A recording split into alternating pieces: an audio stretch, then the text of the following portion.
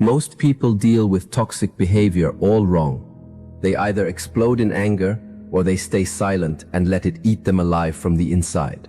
But there's a smarter way, a way that protects your peace without draining your energy, without constant conflict, and without needing to change who you are just to avoid someone else's chaos.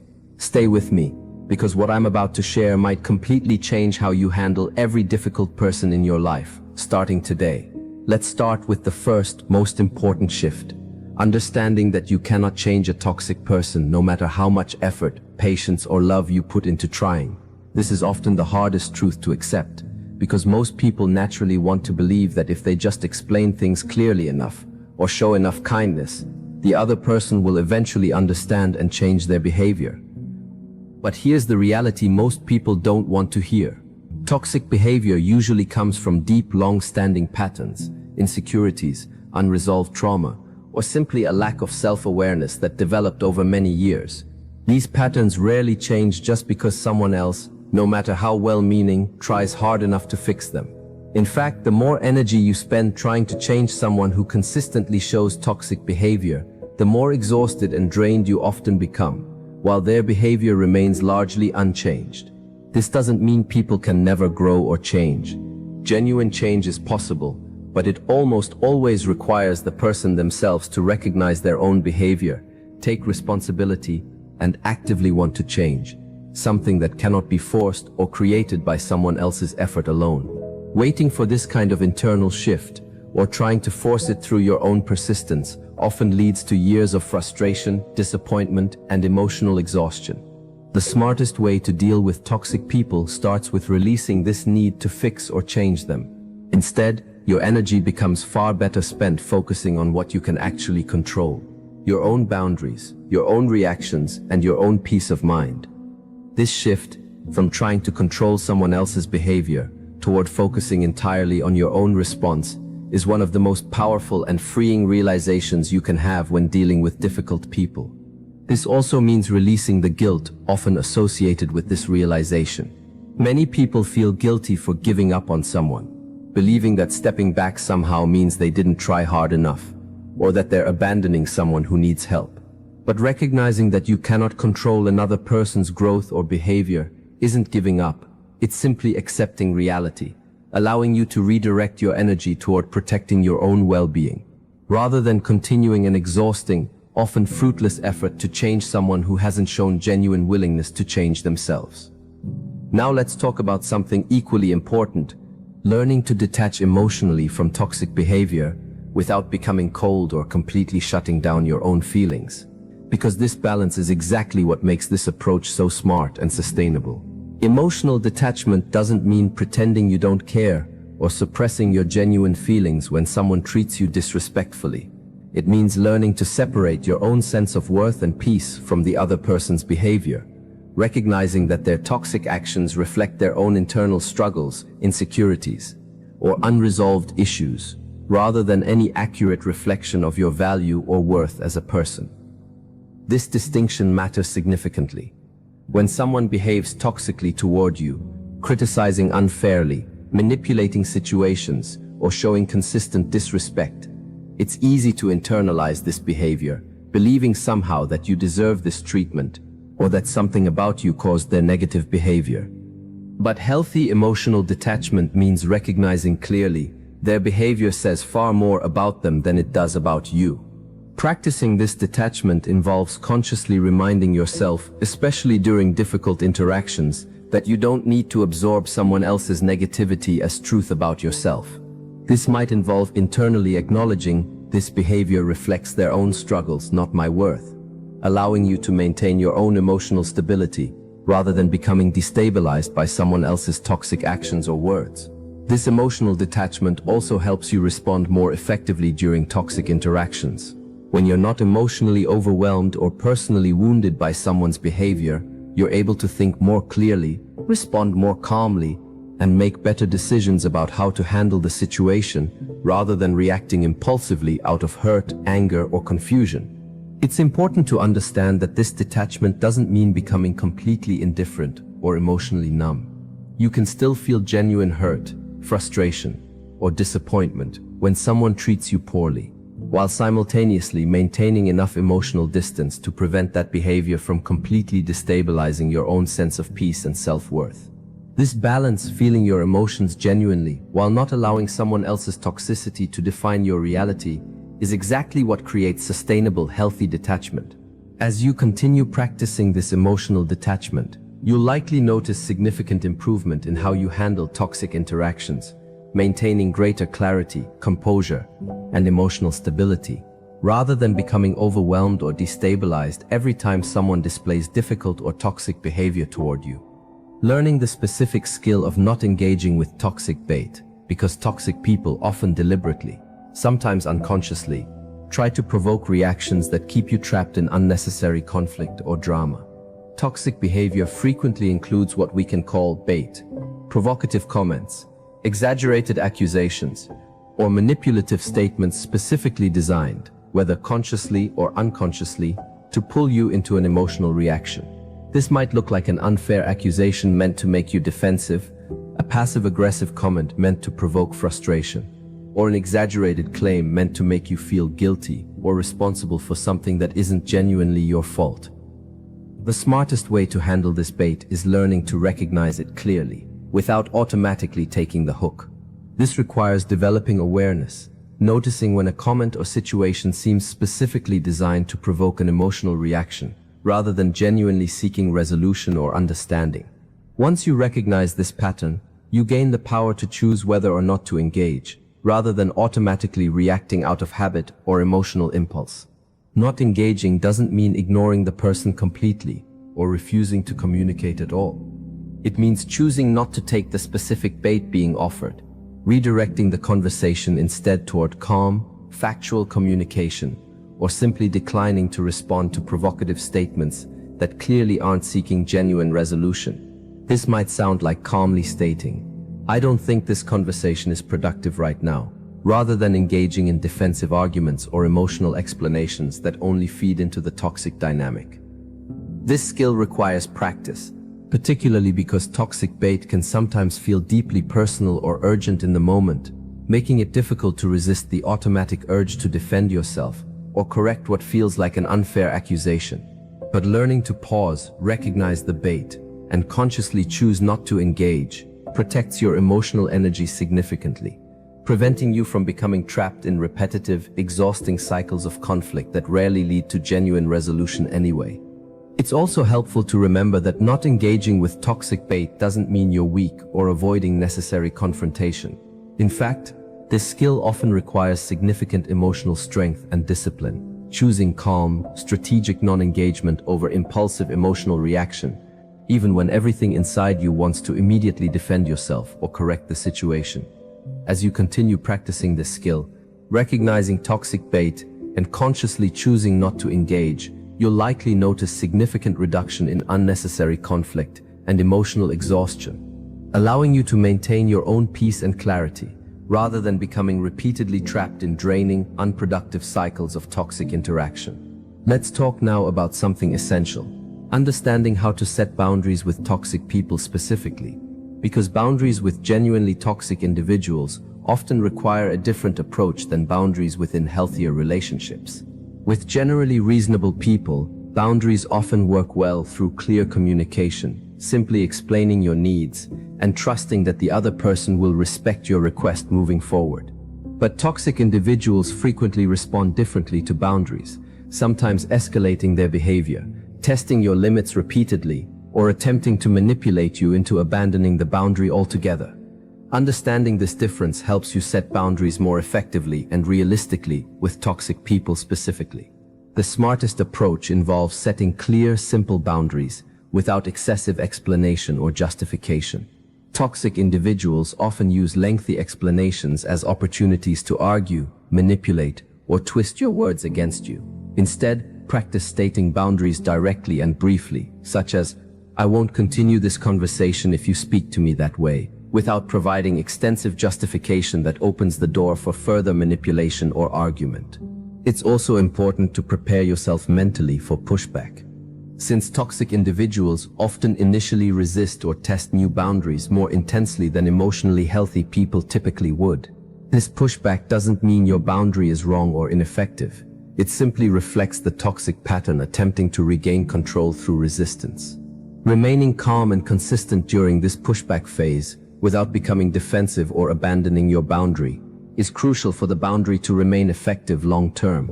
With particularly toxic individuals, it's also helpful to limit how much emotional investment or explanation you offer when enforcing boundaries. Rather than engaging in lengthy discussions about why the boundary exists, or trying to convince them to understand your perspective, simply and calmly restate the boundary.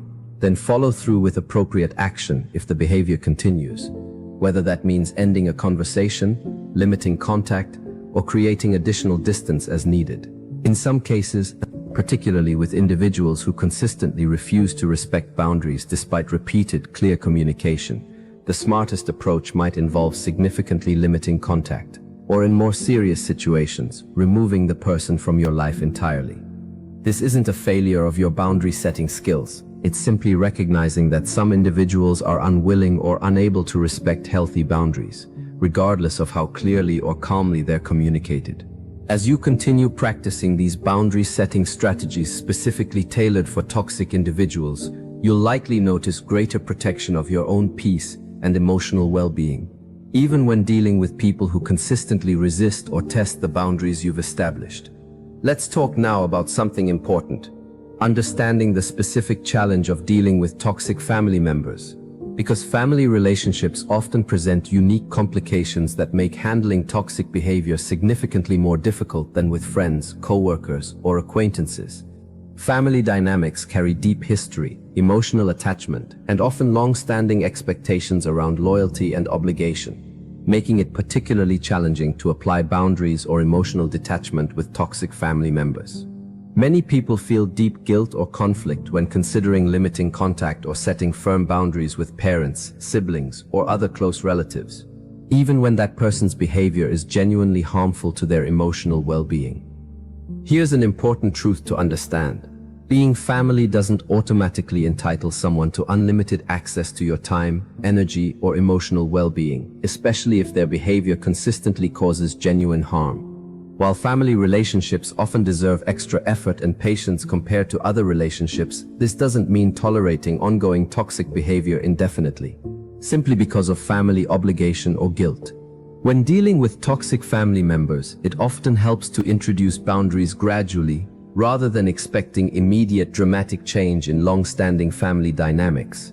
This might involve starting with smaller boundaries around specific behaviors, gradually building toward more significant boundaries if the toxic behavior continues, allowing both you and your family member time to adjust to healthier relationship patterns. It's also helpful to separate love from tolerance of harmful behavior. You can genuinely love a family member while still recognizing that their current behavior is harmful and choosing to protect yourself through appropriate boundaries or distance. This distinction, loving someone while simultaneously protecting yourself from their harmful behavior, helps reduce the guilt often associated with setting boundaries with family members specifically. In particularly difficult situations where toxic family behavior significantly and consistently harms your emotional well-being despite repeated attempts at boundaries, sometimes limiting contact significantly, or in more extreme cases, taking a complete break from the relationship, becomes necessary for your own mental and emotional health. This decision, while incredibly difficult, particularly with family members, is sometimes the smartest and healthiest choice available, even though it often comes with significant grief and complicated emotions. As you navigate toxic family dynamics specifically, remind yourself that protecting your own well-being doesn't make you a bad family member. It simply means recognizing that healthy boundaries apply to every relationship, including family, regardless of the deep history, obligation, or guilt often associated with these particularly complicated relationships. Let's talk now about something crucial: understanding how to protect your energy specifically during unavoidable interactions with toxic people, situations like shared workplaces, co-parenting arrangements, or family gatherings where complete avoidance simply isn't possible. Sometimes, despite your best efforts at boundaries or limiting contact, certain situations require ongoing interaction with toxic individuals, whether due to professional obligations, shared custody arrangements, or unavoidable family gatherings. In these situations, learning specific strategies for protecting your energy and emotional well-being becomes especially important, since complete avoidance isn't a realistic option.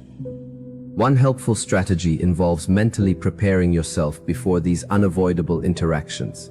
This might involve setting a clear intention beforehand, reminding yourself of your boundaries, and mentally rehearsing calm, composed responses to potential provocations you anticipate might arise during the interaction. This preparation helps you enter the situation with greater clarity and emotional stability, rather than being caught off guard by predictable toxic behavior patterns.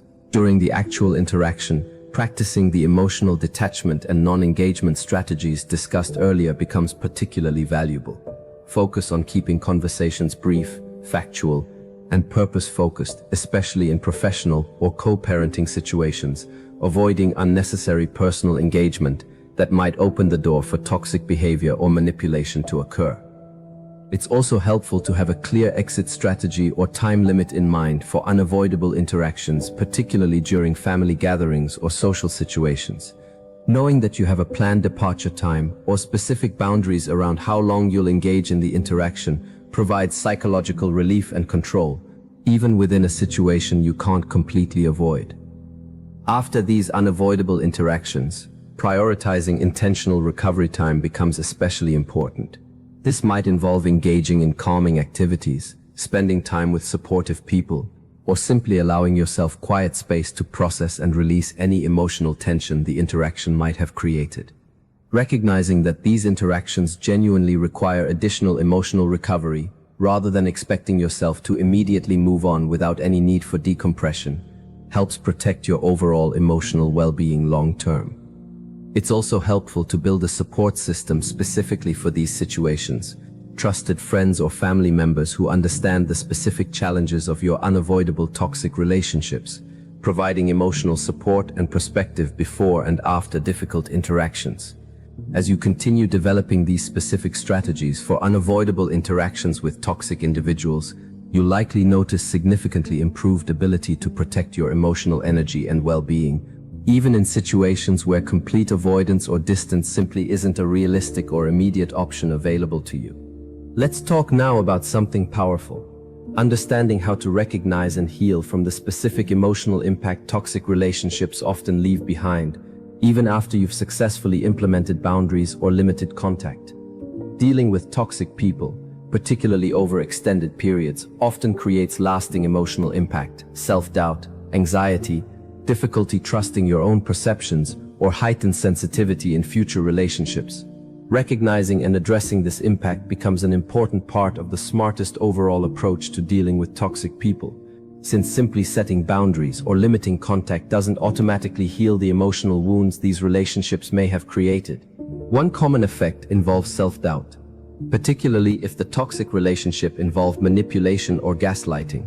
Situations where the toxic person consistently denied or distorted reality, making you question your own perceptions, memory, or judgment. Healing from this specific impact often requires consciously rebuilding trust in your own perceptions, reminding yourself that your experiences and feelings are valid, even if someone else repeatedly tried to convince you otherwise. Another common effect involves heightened anxiety or hypervigilance in future relationships, unconsciously watching for similar toxic patterns, even in genuinely healthy relationships. While this awareness can sometimes be helpful, protecting you from repeating similar patterns, it can also create unnecessary anxiety or difficulty trusting people who are genuinely safe and trustworthy. Learning to distinguish between healthy caution and excessive, anxiety-driven hypervigilance becomes an important part of your ongoing healing process. It's also common to experience delayed emotional processing, sometimes not fully feeling the impact of a toxic relationship until after you've successfully created distance or boundaries. When you finally have enough emotional safety and space to process what you actually experienced. This delayed processing is normal, and giving yourself patience and compassion during this healing phase, rather than expecting immediate emotional resolution, becomes important for genuine lasting healing. Seeking additional support during this healing process, whether through trusted friends, family members, or professional therapy, can be incredibly valuable.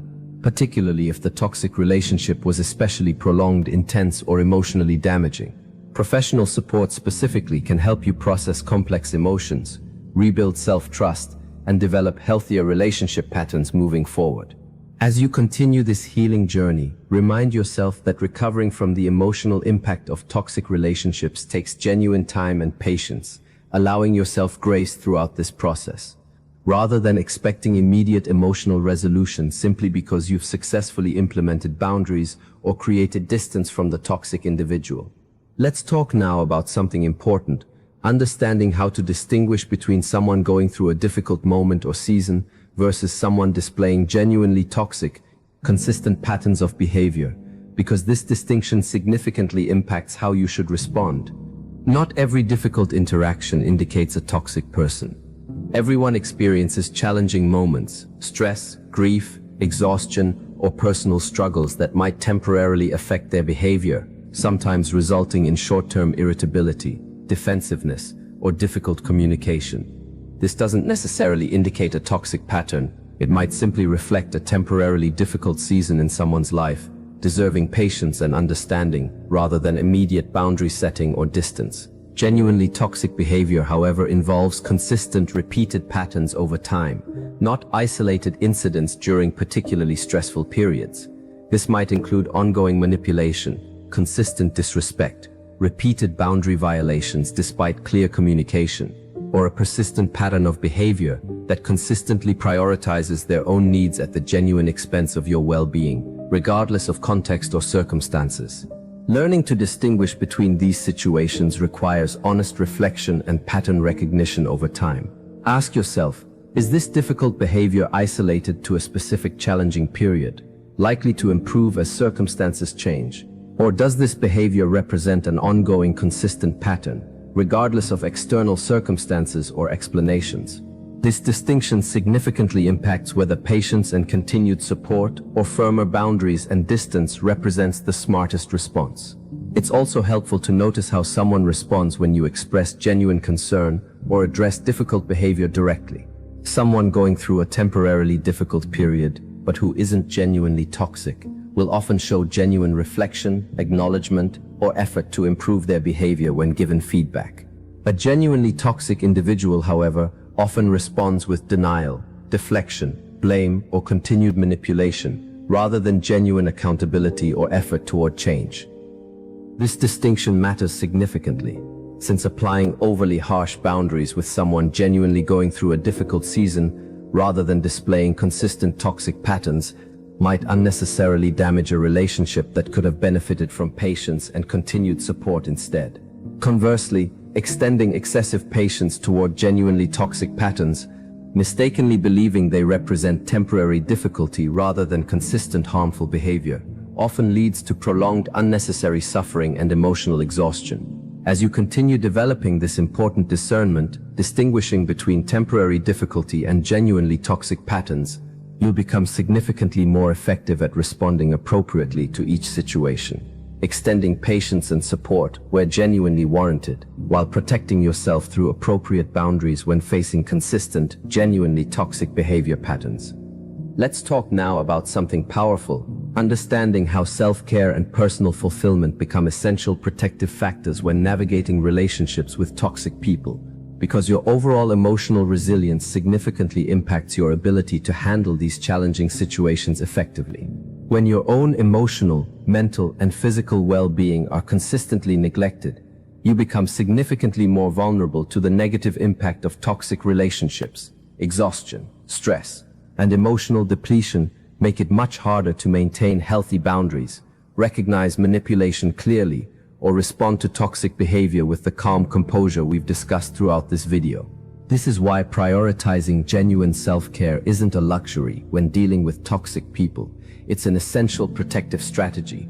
This means consistently investing in activities and practices that genuinely restore your emotional and physical energy, quality sleep, regular movement, nourishing relationships with supportive people, and activities that bring genuine joy or fulfillment into your life.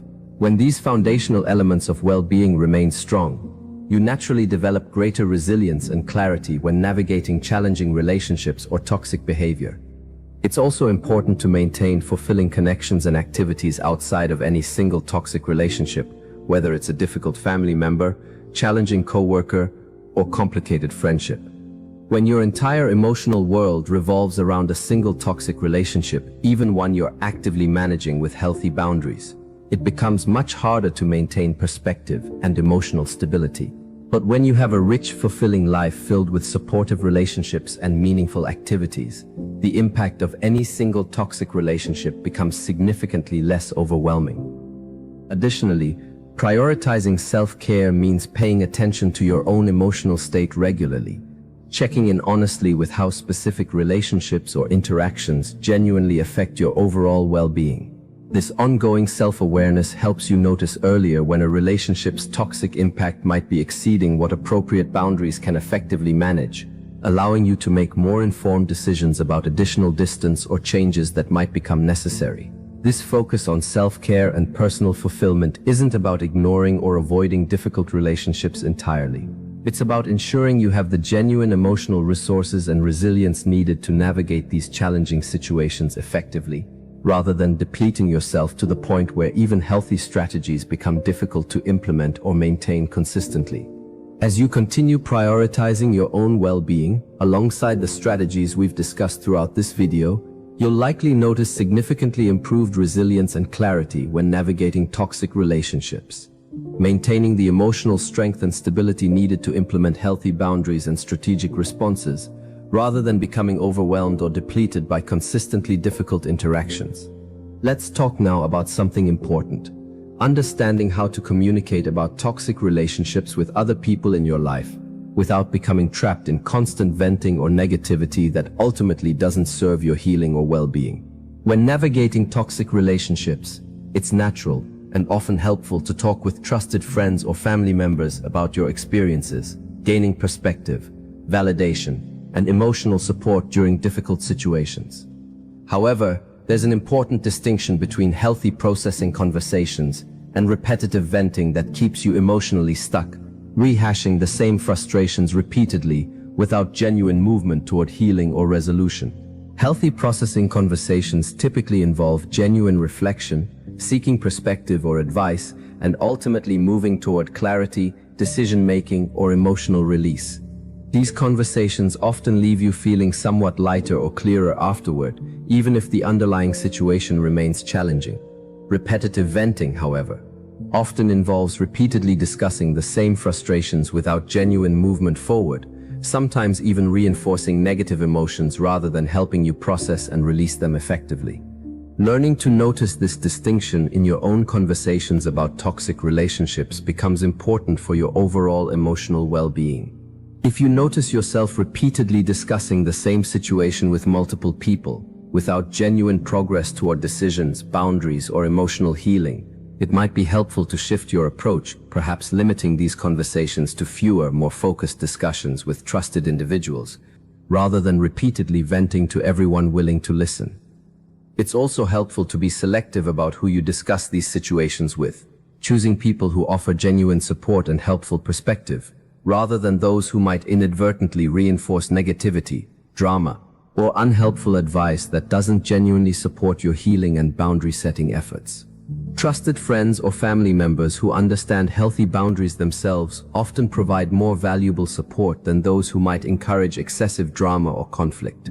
Additionally, balancing conversations about difficult relationships with conversations about other positive, fulfilling aspects of your life helps maintain overall emotional balance, preventing the toxic relationship from becoming the dominant focus of your conversations and, consequently, your overall emotional experience and identity. As you continue navigating these conversations thoughtfully, seeking genuine support and perspective, while avoiding repetitive, unproductive venting, you'll likely notice improved emotional processing and healing, moving more effectively toward genuine resolution, healthy boundaries, and emotional peace, rather than remaining stuck in repetitive cycles of frustration and negativity. Let's talk now about something crucial: understanding how to recognize when you might be unintentionally enabling toxic behavior, because sometimes our own well-meaning responses can inadvertently reinforce the very patterns we're trying to protect ourselves from. Enabling toxic behavior often happens unintentionally, through consistently giving in after setting boundaries, making excuses for someone's harmful behavior, or repeatedly offering emotional support without any accountability, allowing the toxic pattern to continue without genuine consequences. Recognizing these patterns in your own responses becomes an important part of the smartest, most effective approach to dealing with toxic people. One common enabling pattern involves setting boundaries, but then repeatedly making exceptions or giving in when the toxic person pushes back or expresses distress about the boundary. While boundaries occasionally require flexibility in genuinely reasonable circumstances, consistently abandoning boundaries whenever faced with pushback teaches the toxic individual that your boundaries aren't truly firm, ultimately undermining the very protection these boundaries were meant to provide. Another common enabling pattern involves consistently making excuses for someone's harmful behavior, either to yourself or to others, attributing their toxic actions entirely to external circumstances, stress, or difficult childhood experiences, without holding them accountable for their current choices and behavior. While understanding someone's background can provide valuable context, this understanding shouldn't become a justification that prevents genuine accountability and appropriate boundaries. It's also worth examining whether you're providing consistent emotional support or resources to someone displaying toxic behavior without any expectation of accountability or genuine change on their part. While compassion remains important, continuously supporting someone without any accountability sometimes inadvertently removes their motivation to genuinely address their harmful patterns, since they experience minimal consequences for their toxic behavior. Recognizing these enabling patterns doesn't mean becoming harsh, unforgiving, or completely withdrawing compassion from people struggling with difficult behavior. It means developing greater awareness and intentionality in how you respond, ensuring that your support and compassion don't inadvertently remove necessary accountability, consequences, or motivation for the toxic individual to genuinely address their harmful patterns. As you continue developing this awareness around potential enabling patterns, you'll likely notice greater effectiveness in your boundaries and responses, creating genuine protection for your own well-being, while also avoiding unintentional reinforcement of the toxic behavior patterns you're working to protect yourself from. Let's talk now about something powerful, understanding how practicing forgiveness in a healthy, boundaried way becomes an important part of your own healing, without requiring you to reconcile with or continue tolerating ongoing toxic behavior. Many people struggle with forgiveness when it comes to toxic relationships, believing that forgiveness necessarily means reconciling the relationship, excusing the harmful behavior, or returning to previous levels of trust and closeness. But healthy forgiveness, particularly in the context of toxic relationships, works quite differently, allowing you to release resentment and anger for your own emotional well-being without requiring continued relationship, trust, or tolerance of harmful behavior. This distinction matters significantly. Forgiveness, in this healthy sense, means releasing the emotional weight of anger, resentment, or bitterness that would otherwise continue affecting your own peace and well-being, regardless of whether the other person ever acknowledges their harmful behavior or changes their patterns. This form of forgiveness primarily benefits you, freeing you from carrying ongoing emotional burden, rather than benefiting or excusing the toxic individual's behavior. Practicing this healthy forgiveness doesn't require any specific action or acknowledgement from the toxic person. It's an internal process, consciously choosing to release resentment and anger, while still maintaining appropriate boundaries and protection from continued harmful behavior. You can genuinely forgive someone internally, releasing your own anger and resentment, while simultaneously choosing to maintain significant distance or limited contact, based on their continued toxic patterns. This process often takes considerable time and conscious effort, particularly with significant or prolonged toxic relationships. It's not about forcing yourself to forgive quickly or pretending you're not still processing genuine hurt and anger.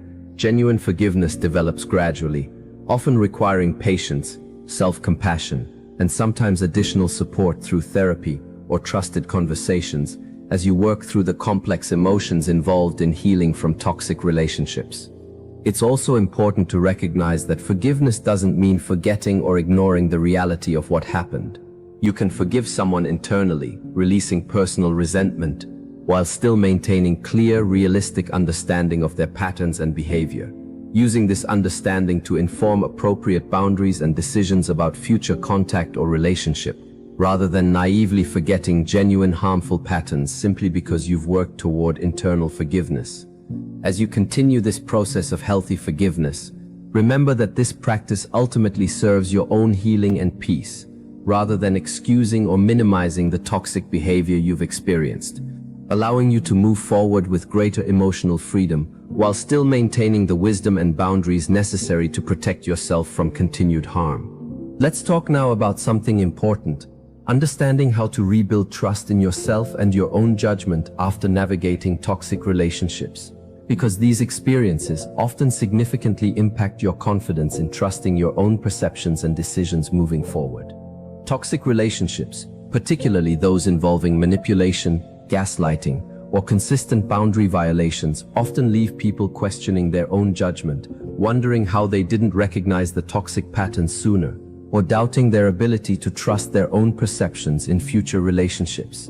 This self-doubt, while understandable, can significantly impact your confidence and decision-making moving forward, making it important to consciously work toward rebuilding this internal trust. One helpful practice involves reflecting honestly on your experience, without harsh self-judgment or excessive self-blame. Rather than criticizing yourself for not recognizing toxic patterns sooner, practice viewing this experience as valuable learning, genuinely understanding what specific behaviors or patterns you might want to recognize more quickly in future relationships, without falling into unnecessary self-blame for not recognizing them immediately in this particular situation. It's also helpful to acknowledge that toxic individuals often deliberately, or sometimes unconsciously, present themselves in ways specifically designed to gain trust and avoid immediate detection of their harmful patterns. This means your difficulty recognizing toxic behavior initially doesn't necessarily indicate poor judgment on your part. It often reflects genuinely sophisticated or well-disguised toxic patterns, rather than any fundamental flaw in your ability to assess people and situations accurately. Rebuilding this self-trust also involves practicing smaller decisions and judgments in your daily life, consciously noticing when your instincts or perceptions prove accurate, gradually reinforcing confidence in your own judgment through consistent positive experience over time. This might involve trusting your initial instincts about new people or situations, and then reflecting afterward on whether those instincts proved accurate, gradually building evidence that supports trusting your own perceptions moving forward. Additionally, working with a trusted therapist or counselor can be particularly valuable for this specific healing process, providing professional support and perspective as you work through rebuilding self-trust and confidence in your own judgment, especially following particularly significant or prolonged toxic relationships that might have substantially impacted your self-confidence. As you continue this process of rebuilding self-trust, remember that this healing takes genuine time and patience, allowing yourself grace and understanding throughout this process, rather than expecting immediate, complete confidence restoration, simply because you've successfully navigated away from the toxic relationship itself. Let's talk now about something essential: understanding how everything we've discussed throughout this video ultimately comes together to create a comprehensive, sustainable approach for protecting your peace while navigating an unavoidable reality. Toxic people exist, and you will likely encounter them throughout different seasons of your life. The smartest approach to dealing with toxic people isn't about finding a single perfect strategy that eliminates all difficulty or discomfort. It's about developing a comprehensive set of skills and understanding, releasing the need to change others, practicing emotional detachment, recognizing manipulation tactics, setting clear boundaries, distinguishing between temporary difficulty and genuine toxic patterns, prioritizing your own well-being, and healing from the emotional impact these relationships often create. This comprehensive approach requires patience and consistent practice, since these skills develop gradually over time through genuine experience and intentional effort, rather than through simply understanding the concepts intellectually. Each difficult interaction, each boundary successfully maintained, each moment of emotional detachment practiced, contributes to building genuine strength and resilience for navigating toxic relationships more effectively over time. It's also important to remember that this journey isn't about achieving a state where toxic behavior no longer affects you at all, or where you handle every single interaction with perfect composure and strategic clarity. Even with significant growth and practice, certain interactions or particularly challenging toxic individuals might still create genuine difficulty or emotional impact. This doesn't indicate failure in your growth. It simply reflects the genuine challenge that toxic relationships present, regardless of how skilled you become in navigating them. The ultimate goal throughout this journey isn't perfection, it's genuine growth, developing increasingly effective skills and strategies over time, while extending your self-compassion and patience during moments when these skills feel more difficult to maintain. This ongoing practice, combined with genuine self-compassion, creates sustainable, long-term resilience for navigating toxic relationships throughout your life. As you continue applying these comprehensive strategies, remember that protecting your own peace and well-being while navigating toxic people isn't selfish or unkind. It's an essential, necessary practice for maintaining your own mental and emotional health, allowing you to show up more fully and authentically in your other relationships and areas of your life, rather than becoming depleted or overwhelmed by consistently difficult toxic dynamics. As we come to the end of this journey together, let's bring everything full circle. The smartest way to deal with toxic people was never about fixing them, arguing with them, or desperately seeking their approval or change. It's about protecting your own peace through emotional detachment, clear boundaries, strategic non-engagement, and genuine self-care, while releasing the exhausting need to control or change someone else's harmful behavior. You've learned that toxic behavior often reflects the other person's own internal struggles, not your worth or value as a person. You've learned to recognize manipulation tactics, distinguish between temporary difficulty and genuine toxic patterns, and set boundaries that protect your peace, even when facing resistance or pushback.